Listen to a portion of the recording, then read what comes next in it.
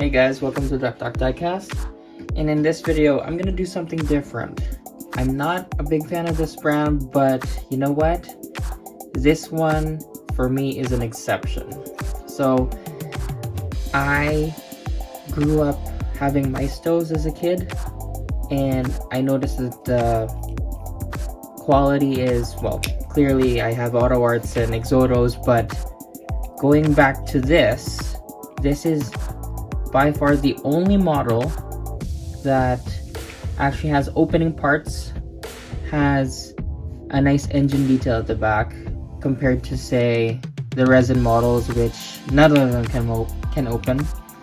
None of them have steering, so you can't pivot it back and forth. So I'm surprised that they didn't make this into a premium quality model. The closest one I've seen would be the Auto Art version, but that's redonkulously expensive.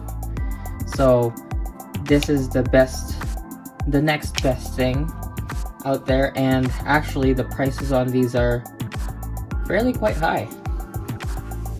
So let's get on it. So we have the Maisto Porsche 911 GT1, and this is the Le Mans winning car.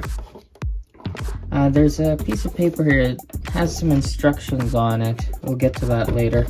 So yeah, it says bonus showroom display unit. Interesting.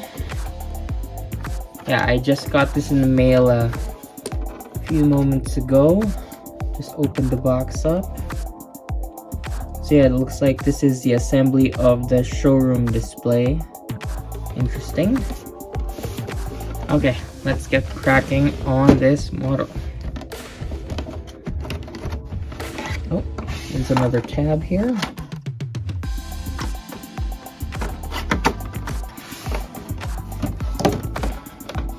Oh, interesting. Like, it opens in a very interesting manner, that's for sure. Oh my gosh, it's really hard to take out. I'm having issues. Oh, it's caught on the other side of the plastic. I'm gonna have to do both of them.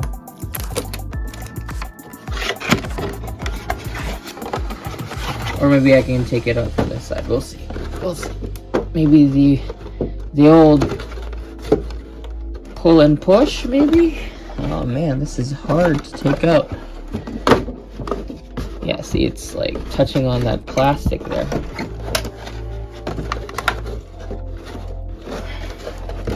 I'm gonna pause this video because I don't want to show you guys me just struggling on this thing. Okay, after a few tries, I finally was able to take it out. It's a very complicated process. Never had that much of a struggle for box, but hey, I got it out. It's all good. There seems to be these trim pieces that fell out during transit, I think. But yeah, like, the model arrived somewhat unscathed. I don't know what the heck that is.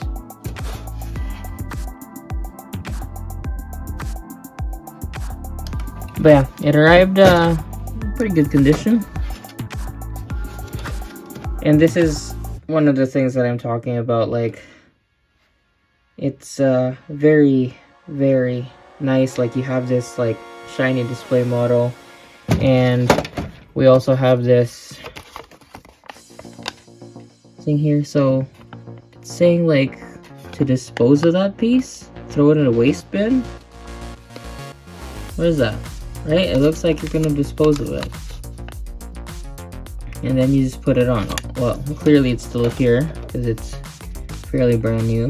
So, but yeah, like, it's like you just toss it in there and that's it, and then you display it. Interesting.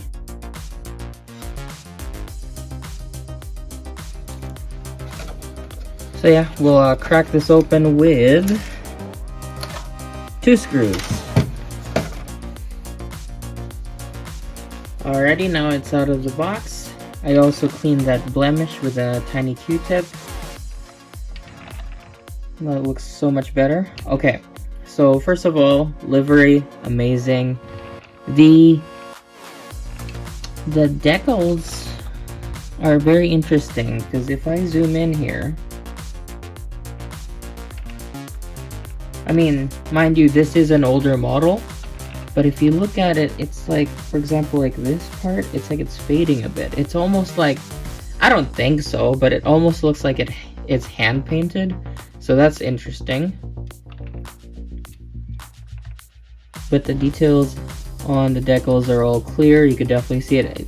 Like this part just kind of bugs me a bit because it's a little bit faded, and then it's like the darker lines in the center here. So yeah, that's an interesting part. So we do have some separate pieces. Looks like this is a separate piece right here. We have some vents that are through and through. Same with the ones in this arch here. Also through and through.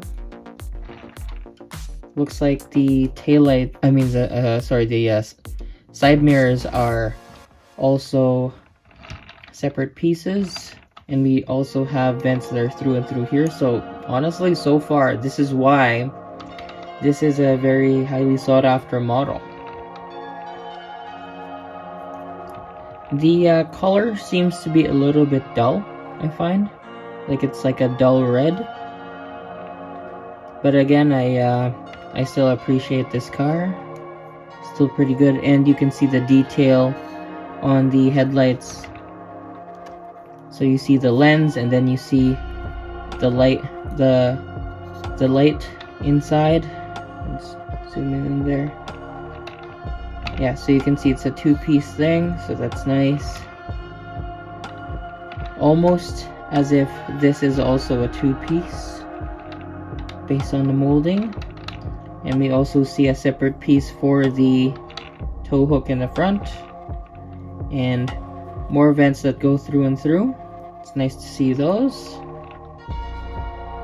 We have the windshield wiper, and we also have another vent up here on top of the roof, but this one is not through and through. It's actually closed off. You have a beauty tiny antenna just on that roof as well, and we also have a passageway down here. Honestly, for a Maisto, it's damn good. It's really good. Like even until today, like people still buy a lot of Maistos because, well, first of all, entry-level stuff, and it's good pricing, but at the end, like if you just want sort of like an entry-level good brand, I'd go for these guys. And it's basically the same on this side as well, and you can see all those vents through and through. This one bugs me a bit just because you can see the molding inside. Like you can see, like I don't know, I think they should have blacked it out or something like that for added detail. And before we get to the tail end here, we also have more vents at the back here that are through and through. Yeah, all these vents that are through and through, I'm very, very satisfied with it. And we get to that massive wing. And this one, every time I see these, it just reminds me of the Carrera GT taillights. And we get that exhaust right there with the rear diffuser. Let's see if we can see any tidbits underneath. Nope, we cannot see any tidbits. Okay, let's move on to wheel detail. Okay, so this is kind of the cutting corners part. You can see the very, very shiny rotor there, which lacks calipers, Fast and Furious style. So yeah, it does not have any brake calipers, which is kind of like the older Maistos and the UT models issue on some of the Porsches. So yeah, that's unfortunate. And the way the calipers, the rotors are so chromed out. I don't know, it just doesn't sit well with me. I wish it was more of this color. Kind of like a dullish silver painted. Would have been a better choice, but hey. We do have some details on the sidewall. So those are nice decals. Plus, we have tires that are also with tread. And clearly the rears are bigger than the fronts, as we can see here. So bigger diameter, but still no caliper, and chrome rotors. Oh well. It is what it is. And for the underside, it's pretty plain. There's not much to see here. You can see a little bit of a suspension detail in the front, and that's about it. You see barely anything in the rear, but we do have this nice rear diffuser. Oh, look at that. There's even detail underneath the wing. That's nice. Didn't see that. Okay, let's open this bad boy. So, start with this area. Look at that, it even holds in place. I like it. Driver's side. See if I can zoom in and see some detail. It's pretty plastic. But look at the back of the seat. Look at that weave. That's pretty good. Like, I'm pretty impressed by that weave there.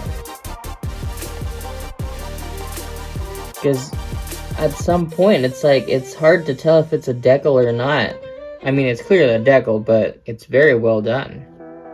And for its age, it definitely, like, stuck on it pretty good. And then, it's hard to see from here, but you can clearly see the harness. And it is clearly plastic. Do see some detail in the shifter. That's a huge shifter, man. That's like a quarter of the guy's leg. That's pretty much the size of that thing. Holy. Oh, we do see some detail on the gauge cluster. See some buttons and stuff on the center console. So that's nice. Let's see what we've got on the other side here.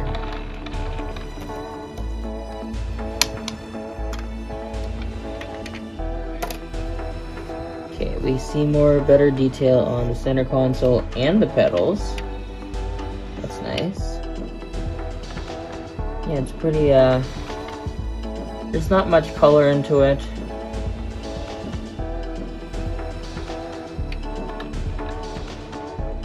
But yeah, I have a better understanding how people love this model.